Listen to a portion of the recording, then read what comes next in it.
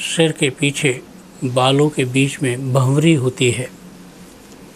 गर्दन से ठीक ऊपर 7 इंच के आसपास और कान के भी 7 इंच के आसपास, 6 इंच के आसपास एक भंवरी होती है। मोस्टली उसे भंवरी जानते हैं लोग, लेकिन मैं आपको बता दूं कि उसमें एक भंवरा होता है, एक भंवरी होती है।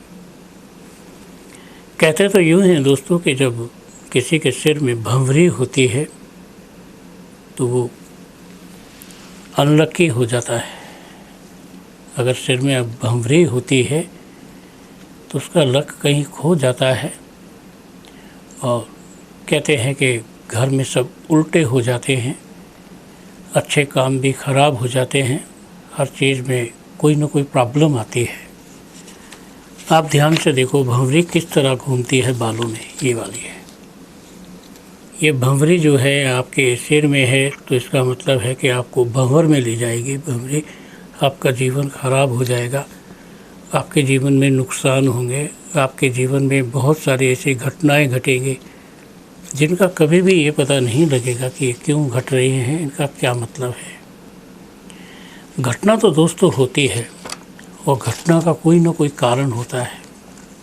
अगर आपके घर में या आपके पास कहीं कोई गड्ढा है, ये तो ज़रूर है कि कहीं ना कहीं से उसमें पानी आया होगा, चाहे बरसात का, चाहे नदी का, चाहे किसी भी वजह का।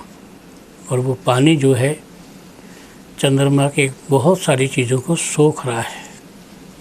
और पानी जब किसी भी चीज़ की बहुत सारी चीज़ों को सोखता है तो एक अच्छा योग बनता है, शुभ योग बनता है, कहीं से भी वो योग खराब नहीं होता है।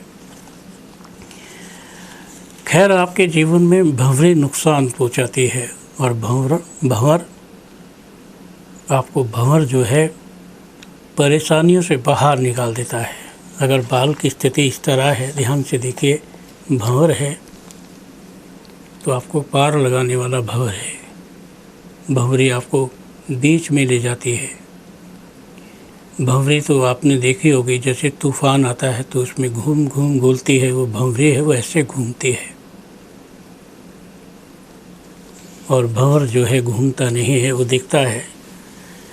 कहते हैं अगर सिर में भंवर हो, घूमता चक्कर हो, तो लड़की हो तो उसके बाद लड़का होगा, लड़का हो तो उसके बाद लड़की होगी, लड़का है तो उसके बाद जो लड़की होगी लक्ष्मी के समान होगी, और लड़की है तो लड़का होगा तो घर में कुबेर के समान होगा।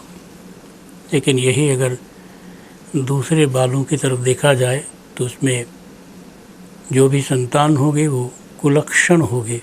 ऐसा लगेगा जैसे संतान का जो भाग्य है वो परस्पर ठीक नहीं है और उसके भाग्य में कहीं ना कहीं से कोई ना कोई समस्या आ रही है।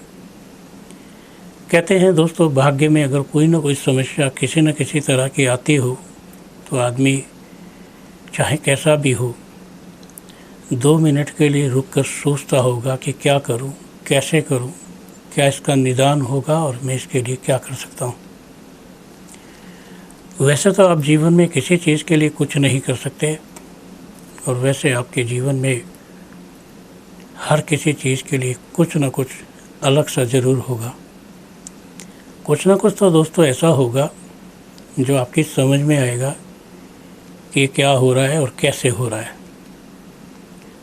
यूँ तो आपके जीवन में वैसे भी बहुत सारी बातें होती हैं, पर आपके जीवन में जो बहुत सारी बातें होती हैं उन बातों के बीच में कहीं ना कहीं ज्योतिष की चमक ज़रूर आती है। ज्योतिष एक ऐसा ज्ञान है दोस्तों जो कहीं पर भी हो सकता है। घर में सूखी मिट्टी है तो आप ज्योतिष से गणना कर सकते हैं। घर में उपजाऊ मिट्टी है तो आप घर में गणना कर सकते हैं घर किस तरह से फलित है। घर में अगर कहीं ना कहीं तेल के छींटे आते हैं तो वो भी बताते हैं कि क्या सही है क्या गलत है।